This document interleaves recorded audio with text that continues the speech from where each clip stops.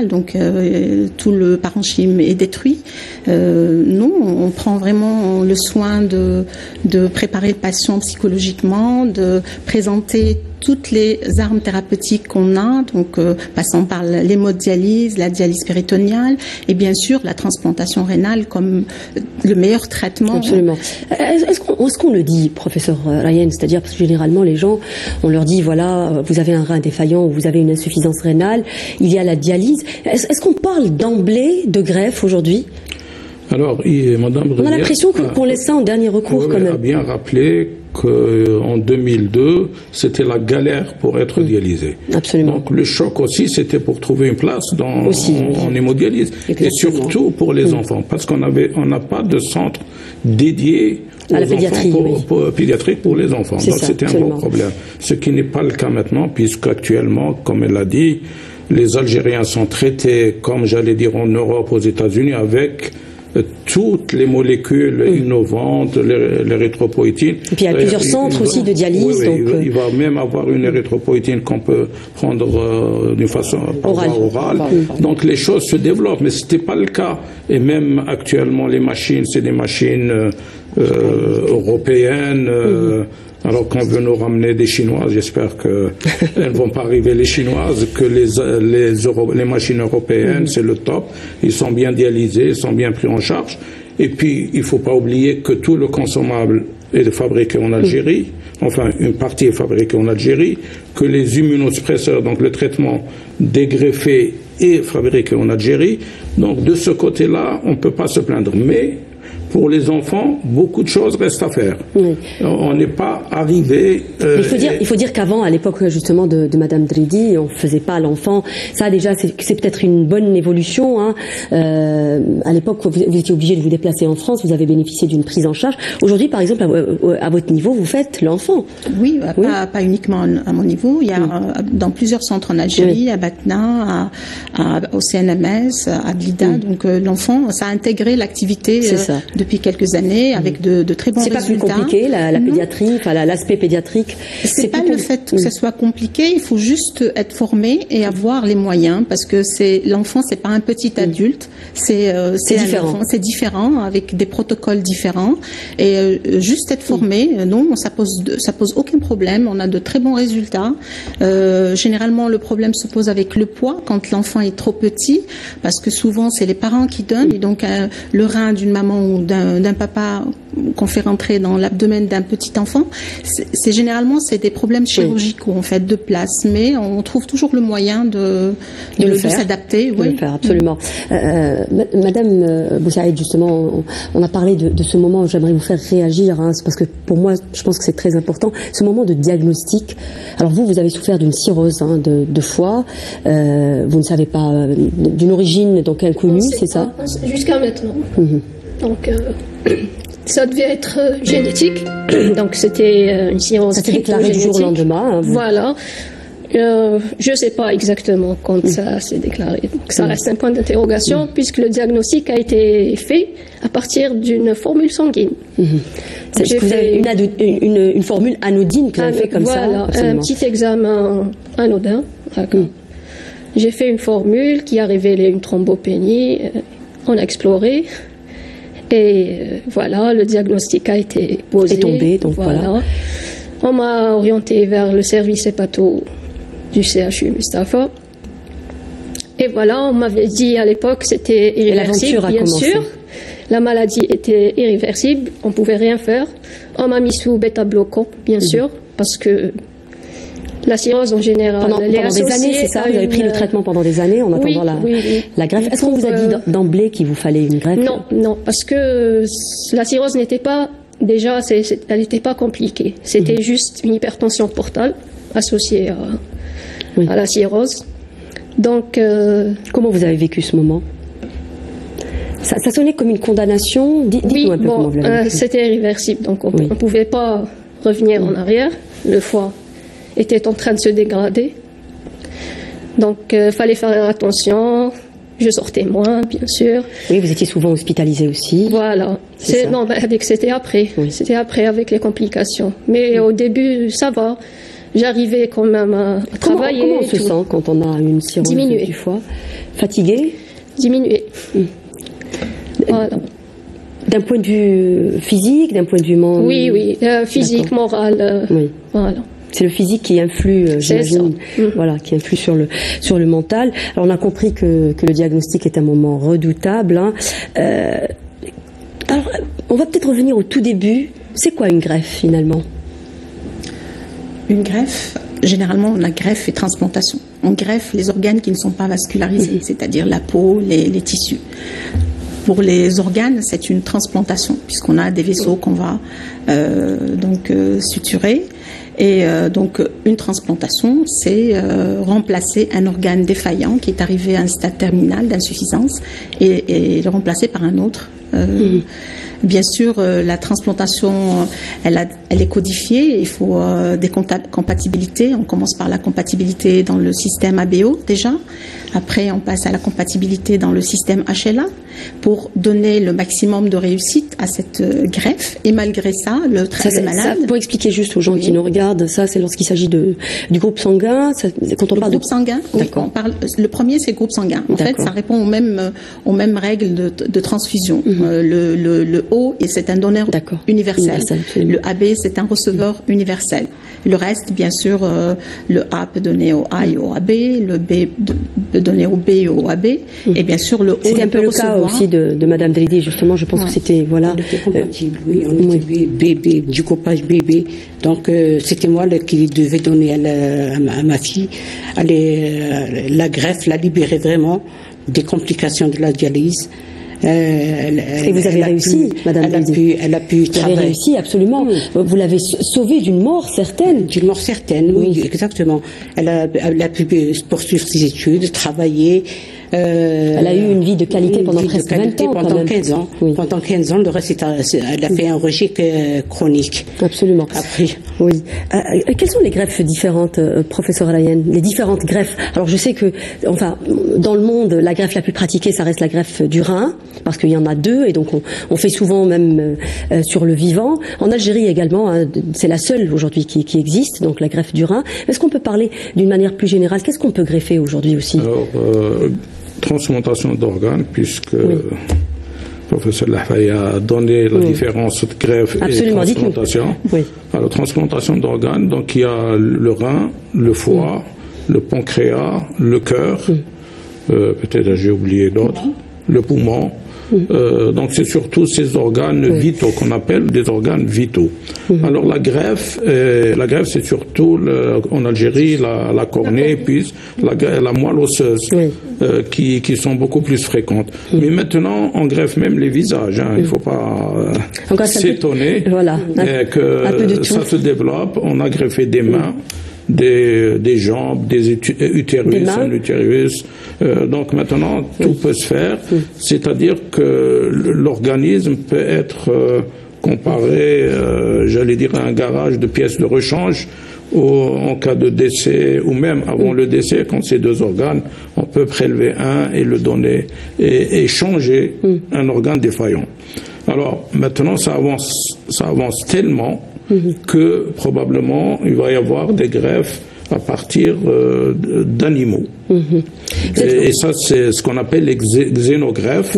Mais la recherche est en train d'avancer parce que le gros problème, et effectivement c'est un problème des maladies qui touchent les animaux, entre autres par exemple le porc. Est-ce que l'homme est plus proche du porc que du singe? Mais on pense il y a eu quelques essais, mais ils n'ont pas été tous concluants, justement. Je pense que l'homme est beaucoup plus proche du cochon. Parce qu'il y a des gens cochonnés, comme on les appelle. Mais il y a eu effectivement un prélèvement d'un cœur. Ça a été fait, absolument, d'un cochon. aux États-Unis. Donc les choses avancent parce que, comme vous l'avez dit au début, c'est le problème de la pénurie d'organes. C'est ça. S'il n'y a pas beaucoup d'organes, une des solutions, c'est de faire durer la greffe. Quand on prélève un organe, par exemple chez une personne et on le donne à une autre, il faut que cet organe fonctionne un minimum de 10 ans et peut-être plus, pour éviter que la personne qui a reçu cet organe ne soit pas inscrite une deuxième fois Parce que l'avantage de tout ça, c'est que sa fille peut être inscrite une deuxième fois et bénéficier d'une deuxième greffe, d'une troisième greffe. Donc c'est ça le parcours de ces patients.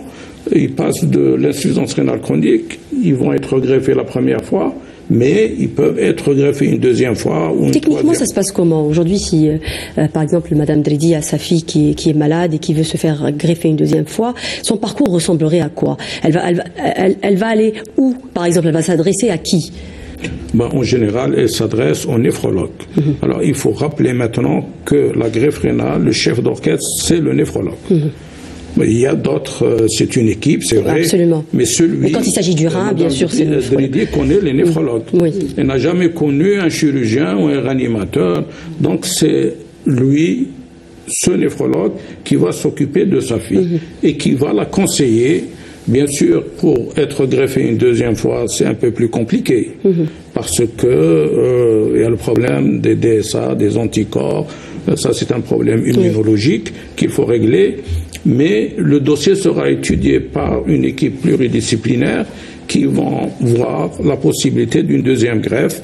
Et s'il n'y a pas de contre-indication, s'il n'y a pas de problème, elle peut bénéficier sans problème d'une deuxième greffe. Alors, je pense que Mme Dridi a trouvé un donneur vivant apparenté. Le seul petit problème, c'est qu'il est ABO incompatible et ça se fait pas en Algérie. Donc, elle pense peut-être avoir une prise en charge pour faire cette transplantation. Pour sortir un peu du cas de Madame Dridi, parler plus généralement du parcours des personnes aujourd'hui qui cherchent à être greffées, parce que disons-le, comme nous disions en préambule, plus de 15 000, ça c'est le chiffre de la Société algérienne justement de néphrologie, plus de 15 000 de personnes qui sont en attente, avec l'espoir justement de renaître, disons-le, parce que c'est très compliqué de vivre sous dialyse pendant des années, c'est épuisant, c'est handicapant, on n'arrive pas à travailler, on n'arrive pas à étudier. À quoi ressemble aujourd'hui concrètement le parcours de ces gens-là? Pourquoi ils attendent? Alors, normalement, le patient... Si on trouve par exemple un donneur compatible, est-ce que le problème est réglé? Il est réglé à moitié, parce que il y a un parcours qui est de combattant, comme on dit, un parcours chaotique. Parce qu'il y a beaucoup de contraintes, en fait. On n'a pas, le parcours n'est pas bien individualisé. Absolument. On n'a pas de couloir vert. C'est ça. Ça s'apparente un peu au parcours du cancéreux aussi, parce qu'on le dit souvent dans cette émission. C'est compliqué. On a des métastases parce que ces gens-là vont devoir faire, par exemple, des analyses à leurs propres frais. Voilà. Et c'est un peu pareil. C'est la même chose. C'est la même chose. Pour les insuffisants rénaux. Comme ça, on perd beaucoup de temps à attendre une analyse. On demande au patient de faire un scanner et des fois il faut qu'il ait les moyens de le faire. Il attend des mois pour rassembler la somme. Donc on appelle. Des fois on intervient nous-mêmes pour les aider, mais on peut pas le faire pour tout le monde. Donc nous on voudrait bien qu'il y ait un parcours bien individualisé.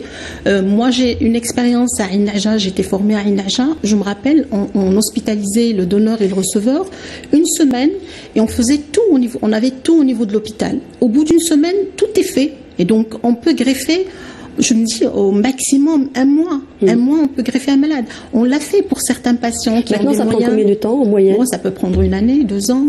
C'est désolant de le dire, mais ça bloque. Il y a beaucoup de blocages. Nous, on peine dans nos services à régler le problème. Il y a des problèmes pour les bilans immunologiques, il y a des problèmes pour le bilan radiologique. Des fois, ils vont les faire parce qu'on reçoit des malades un peu partout. Ils viennent de Tamanrasset, ils viennent d'El Oued. Donc, il y a le problème de déplacement des patients. C'est pour ça que je vous ai dit, c'est un parcours du combattant. L'accès aux soins, déjà, il n'y a pas d'équité. Quand on dit qu'il y a des gens qui viennent de Tamanrasset, c'est déjà pas normal. Voilà. Il n'y a pas de parité dans l'accès aux soins. Ça reste une activité quand même assez pointue. Oui, mais c'est loin, Tamanrasset quand même, c'est plus de 2000 km. S'il y avait des structures d'accueil du patient ou de sa famille, je pense que ça serait plus facile pour le malade. Oui, ça a été fait par des associations pour les cancéreux. Oui, professeur Rayel, vous voulez rajouter quelque chose? Une des explications de ce mauvais bilan de l'année 2022, depuis 4 mois, il n'y a pas de réactif pour faire, par exemple, les bilans immunologiques et les bilans d'histocompatibilité. Ça, c'est terrible. Ça ne peut pas avancer. Comment voulez-vous greffer des gens s'il n'y a pas un bilan, j'allais dire basique, parce qu'on ne peut pas greffer s'il n'y a pas ce genre de bilan. Ça, oui. Donc, ce parcours du combattant de ce patient, eh bien, il est en train de s'aggraver, malheureusement.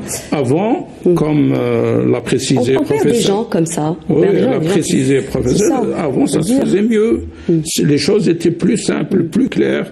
Les malades avaient de l'espérance. C'est-à-dire, ils n'étaient pas condamnés à vivre en dialyse. Alors maintenant, ils sont condamnés, les 15 000 dont vous parlez, ils sont condamnés à vivre en dialyse.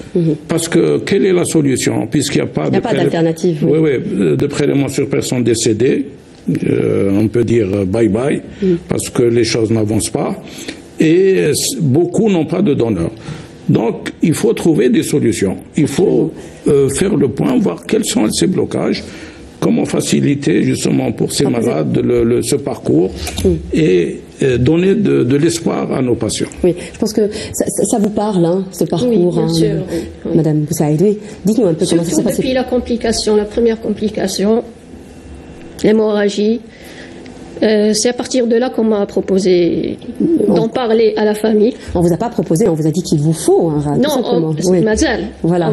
Parce que c'est des étapes. Oui. On peut pas. Bon, oui, il me fallait un greffon, c'est sûr. Mais on a commencé. Le médecin m'a conseillé d'en parler à ma famille d'abord. Bien sûr. Et ça s'est passé comment? Très bien.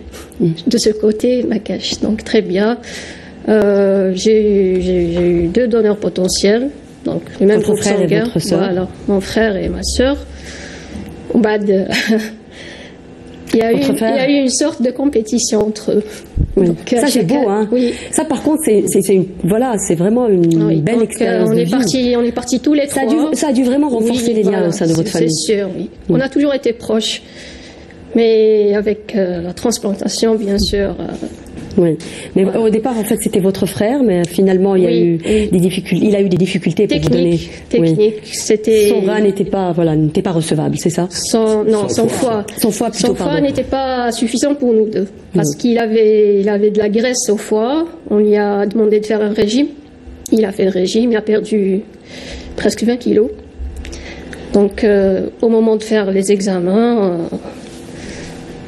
Le ratio était insuffisant. Oui, absolument. Comme on est grands de taille tous les deux, c'était pas possible. Voilà. Et donc après, c'est votre sœur qui a. Voilà, on a tout refait. Oui. Avec. Et ça vous a retardé combien de temps? Vous avez perdu combien de temps? Pas beaucoup, parce que après tout s'est accéléré. Voilà. Les démarches étaient déjà faites une année auparavant, donc avec mon frère. Et avec ma sœur, c'était maximum 3 mois, mais j'ai tout fait. Tac, rapidement. Oui. Même les soins dentaires. C'est-à-dire les choses j'ai dû faire des extractions, parce qu'il faut savoir qu'il faut être nickel, pas d'infection aucune. Alors, ne prendre aucun risque, c'est ça? Voilà, c'est pour minimiser les risques. Donc voilà, en 3 mois, j'ai tout fait et j'ai pris mes bagages et... Voilà. Et pour vous, Madame Dridi, comment ça s'est passé? Racontez-nous un peu concrètement. Alors une fois que le don de rein. Oui, le don de rein, ça s'est passé comment? Le don de rein, donc ça s'est très bien passé avec ma fille pendant 15 ans. Mais après maintenant, ça fait 5 ans qu'elle est retournée à la dialyse. Elle souffre des complications, telles l'anémie, les os, Mais au départ, quand elle a été greffée, elle avait fait un hématome, vous me disiez tout à l'heure. Elle a fait un hématome, justement. On m'appelle à l'hôpital, on me dit qu'on va désimplanter votre fille parce que le rein ne fonctionne pas.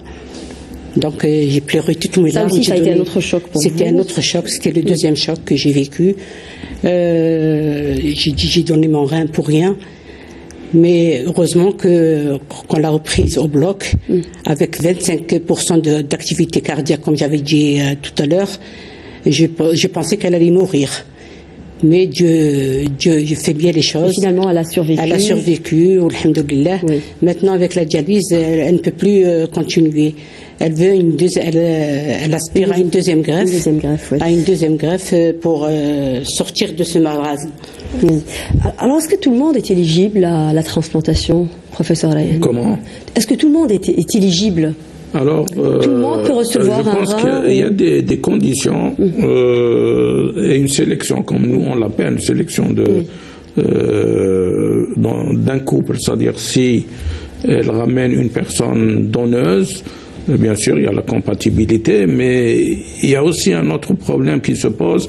Ce sont les raisons pour lesquelles cette personne veut donner son rein. Bon, quand c'est familial, comme c'est le cas pour le foie, on ne se pose pas de questions. Oui. Ça veut dire qu'il y a un lien de sang qui fait qu'un frère ou une sœur aime sa sœur, aime son frère, c'est tout à fait normal. Mais quand c'est un donneur un peu lointain, je dirais même, est-ce que c'est le cas entre mari et femme? Mais la question peut se poser. Dans ces cas-là, ce genre de personnes est obligé de les faire passer devant un psychologue. Et maintenant, même dans la nouvelle loi... Vous anticipez un peu justement sur ma prochaine question. J'allais vous dire, parce qu'on écoute le récit de Madame Dredi, on se pose la question justement d'un suivi psychologique. Parce que finalement, il y a beaucoup de choses. D'abord, se préparer à donner. Je parle d'un point de vue donneur, mais d'un point de vue aussi receveur. J'imagine qu'on doit être accompagné. Avant de donner, il doit passer chez un donneur. Il va donner quand même un rein ou une partie de son foie. C'est quand même énorme. Et ensuite, on doit se préparer également à l'échec, parce que l'échec est une probabilité envisageable. Tout à fait. Il y a toute une préparation médicale et bien sûr psychologique. Les couples généralement, ils passent chez le psychologue, mais d'après mon expérience, psychologie en Algérie, les psychologues ne sont pas formés en fait à cette pathologie, et souvent on va vers le psychiatre pour essayer d'analyser un petit peu l'état mental de ce donneur ou de ce receveur, mais c'est surtout le donneur. Est-ce qu'il n'y a pas de pression au sein de la famille, parce que des fois on la sent. Elle a parlé de la notion de concurrence, parce que ce serait pas là c'est positif. Oui. Mais quand je parle de pression, c'est dans le négatif. Oui. Quand on est obligé, ou alors les parents... Ça reste une sorte de pression quand même. C'est un engagement parce qu'ils étaient proches, parce que voilà. Tout à fait, tout à fait. Non, ça doit être quelque chose de très intense que la famille vit au moment de discuter qui va donner. Et souvent, on laisse la famille décider. C'est vrai que des fois, on reçoit 2 ou 3 donneurs. Nous, on essaye de sélectionner sur le plan médical. Et quand il s'agit d'enfants, on préfère que ce soit les parents, des sujets adultes qui donnent pour préserver les jeunes, parce qu'il faut savoir qu'on reçoit des donneurs à l'âge de 19 ans. Moi, j'ai toujours le cœur serré quand on prépare comme ça des couples avec des donneurs très jeunes. C'est compliqué de vivre toute une vie avec un seul rein. Et est-ce qu'on a pris la bonne décision ? C'est un engagement à vie. Exactement. Donc l'impact psychologique, il est très très important. Il faut le tenir en compte. Oui.